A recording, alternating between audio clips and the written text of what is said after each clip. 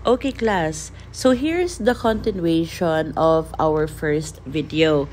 So basically, 'di ba, nilagay na natin yung mga resin kanina, which is yung merong mga kulay. So para maiwasan natin na lulubog yung flowers, para hindi siya mag-sink, no? Kailangan nakaset aside muna yung resin like 30 minutes to 1 hour bago tayo maglalagay ng bulaklak, para stable siya or nasa taas lang siya ng resin. Kasi ang nangyayari kapag maglalagay tayo ng flower, the moment na nilagay din natin yung resin, mawawala yung bulaklak, pupunta siya sa ilalim. So ayan, if you notice, nilalagay ko na yung dahon natin, ayan. So, basa pa of course yung resin kasi kailangan din yon para dumikit yung bulaklak. But not to the point na super basa kasi nga lulubog yung flowers natin. Ayan. So, ilalagay natin dito yung leaves. Ayan, sa letter E and then the letter F. Ayan. So, i-arrange nyo lang according sa gusto nyo.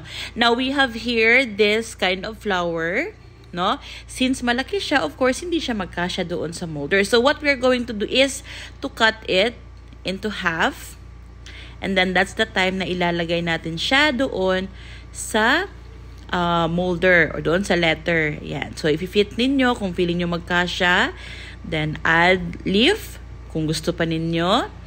And then, that's the time na ilalagay natin yung flower kung okay na kayo doon sa design na ginawa nyo sa first part. Ayan. So, dito sa letter E, ilalagay din natin yung pink flower. So, ayan. Slowly lang. Ayan. Tingnan nyo kung ano yung tingin nyo na parang maganda siya sa inyo or ano yung type nyo na pagkalagay sa kanya. So, pwedeng baliktarin at in any way around, pwede naman. Wala naman siyang problema. Ayan. So, dikit lang. So, medyo sticky yung resin natin dito, no? So, every time na nalalagyan ng resin yung tweezers, make sure na pupunasan natin ito para hindi tumigas doon si resin. Ayan, so we also have here the letter N. Lalagyan natin siya ng pressed rose. Ayan. So, fit lang ninyo. Just make sure na na-fit lang talaga siya. And then, I will add here some glitters. Yes, you can add glitters po kapag sticky pa si resin.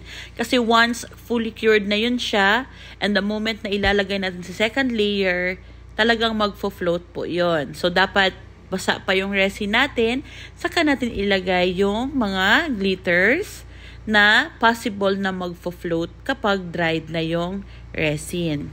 Ayan. So, dito balik tayo sa letter N. Lagyan ko lang siya ng leaf ulit. And then, dito din sa baba. This is a flat rose. No? Ayan. So, depende sa inyo kung ano yung gusto nyong i-design. Okay? That's the time na lalabas yung pagiging artistic ninyo. Ayan. So, dito, ikakat ko ulit yung yellow flower. Ayan. Para magkasya siya dito sa letter D. And then, yung isang yellow flower, ilalagay natin sa letter G. Okay? So, ganun lang guys. Yun lang yung dalawang kailangan yung tandaan. So, are you ready to design your own letters?